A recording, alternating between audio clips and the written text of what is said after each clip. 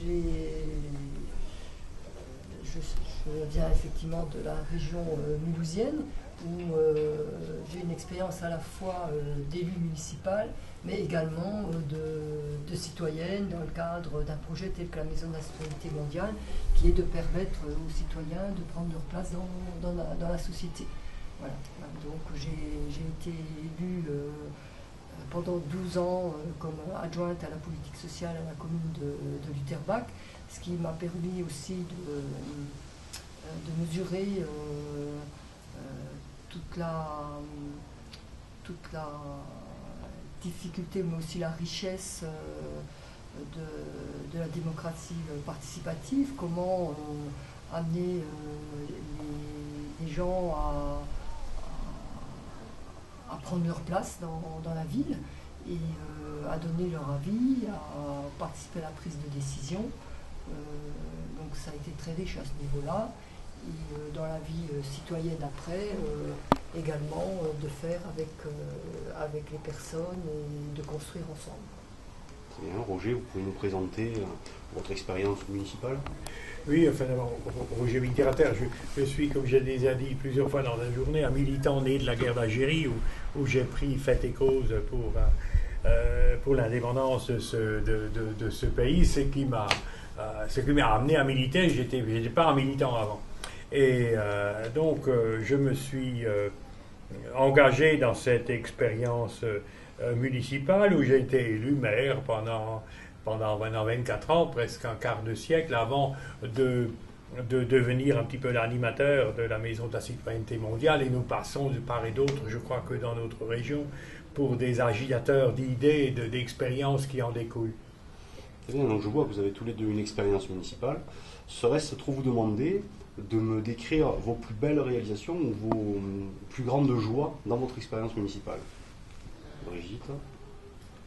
Eh bien, c'est d'une part effectivement d'avoir pu travailler avec les gens sur leur quartier, dans l'aménagement de leur quartier, et c'est surtout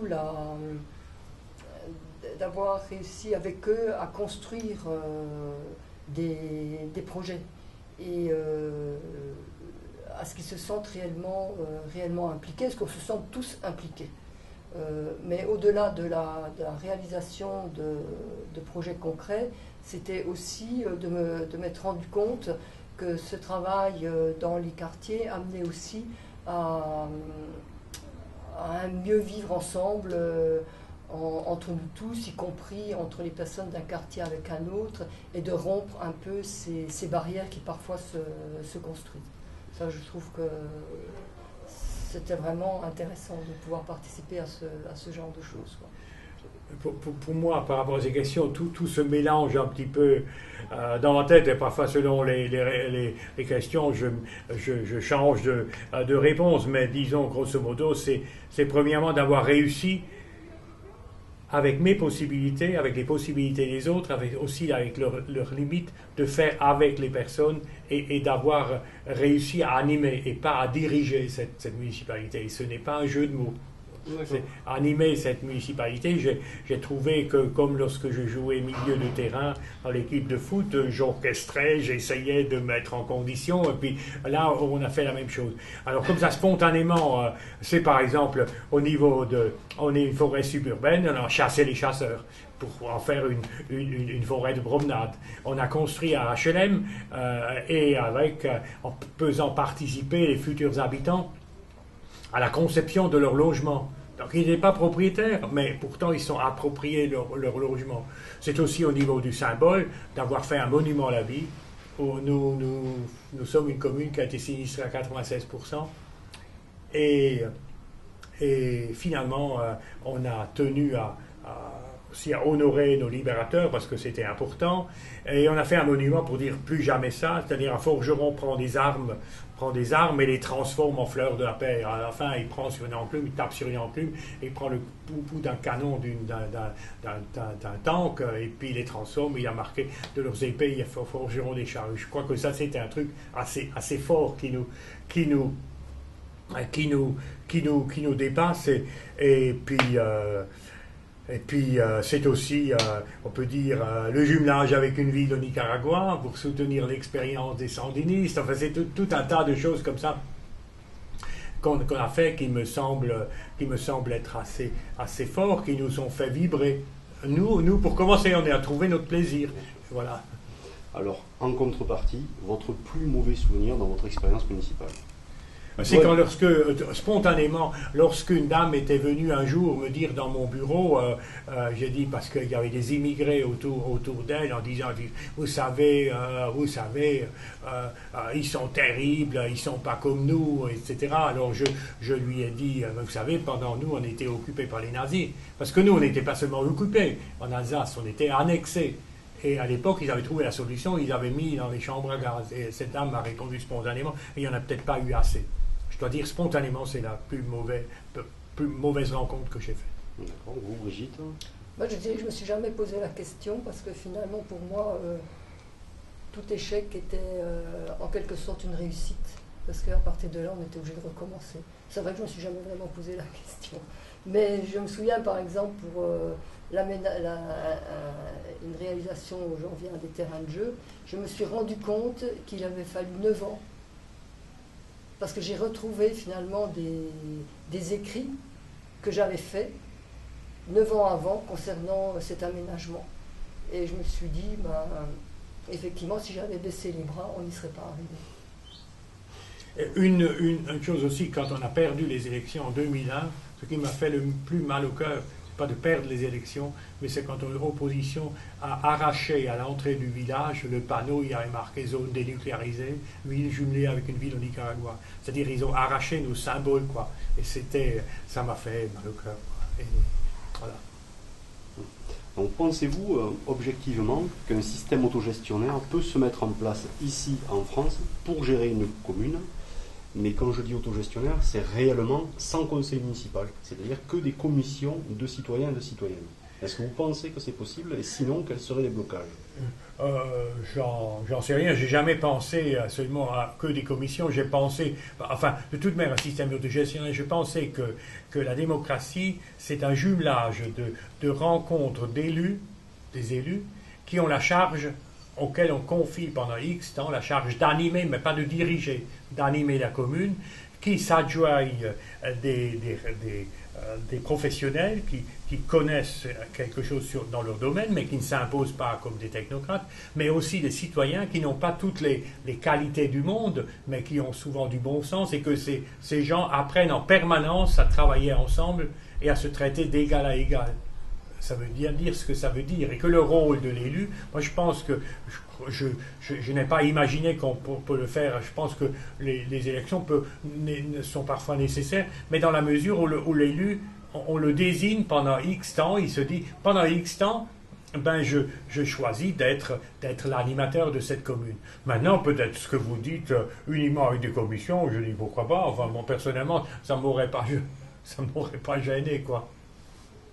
Disons que dans un système actuel, même si le conseil municipal, et notamment l'équipe autour du maire ou de la mairesse, est animatrice, c'est quand même elle qui, au final, a le budget en main. Donc, qui a le budget, a le pouvoir. Le budget, il peut devenir participatif. Voilà. Je pense que le budget doit devenir participatif. Mais je dois dire ici, la démocratie, comme on en parle dans ce pays des droits de l'homme, c'est du vent, quoi. En général, c'est le maire. Regardez dans les grandes villes, le maire et 1 ou 2 adjoints, et encore pas tous, et le responsable des services qui ont tous les pouvoirs. Et le reste, ils font semblant. Et ils donnent des délégations aux personnes qui se taisent pendant 6 ans, et qui peuvent faire des trucs selon leur délégation, mais qui ne sont pas c'est un simulacre de la démocratie. La dictature du prolétariat, au moins, avoir l'avantage de dire, au moins, ils disaient les choses par leur nom, quoi. C'était la dictature, quoi. Même si c'était le prolétariat, mais c'était imposé par le haut. Or là, on fait semblant que c'est démocratique, et je trouve que c'est très pervers. Je trouve que c'est vraiment, personnellement, ça m'écœure ce genre de truc, de gens qui se gargarisent de partenariat en disant alors les gens sont un petit peu plus partenaires les uns que les autres. Quand ils sont des courroies de transmission, ils sont de bons partenaires. Quand c'est pas des courroies de transmission, c'est rien, quoi. Et comme l'égalité, il y en a les uns sont un petit peu plus égaux que les autres, quoi. par rapport à ce que nous voyons actuellement, et notamment donc chez vous en Alsace, quels sont vos espoirs? Dans l'immédiat, quelles sont vos plus grandes joies, vos espoirs? Ce que vous pensez qu'il va advenir de bien dans un avenir assez proche? Ben là, on a la chance de pouvoir travailler avec une commune dans le cadre de la Maison de la Citoyenneté mondiale. Donc en tant que citoyen, d'être partenaire avec des élus sur une commune qui s'est déclarée ville en transition. Et je pense que c'est effectivement une expérimentation, bien sûr. C'est pas l'ensemble de la France qui se déclare en transition. C'est une expérimentation, mais à partir du moment où il commence à y avoir des expérimentations, on peut se dire que ça peut préfigurer peut-être une autre manière de vivre. Je crois qu'il faut en permanence, à mon avis, la chance actuellement, c'est qu'il y a un certain nombre de personnes qui ont des discours, qui discutent, etc., mais qui mettent en lien avec des expérimentations concrètes. Alors c'est les deux à la fois qui me semblent être une chance, à condition qu'on accepte de se mettre en réseau souple et de ne pas de nouveau être inféodé à des organisations classiques qui ne sont que des outils pour gérer le fonds de commerce électoral, quoi. Donc actuellement, Brigitte et Roger, avez-vous des inquiétudes dans ce que vous rencontrez localement chez vous en Alsace, et puis même au niveau international? Ben, disons, sur le plan local, ma plus grande inquiétude à l'heure actuelle, c'est la montée du Front National, des idées du Front National, et que l'on sent de plus en plus s'infiltrer dans pratiquement toutes les couches de la société.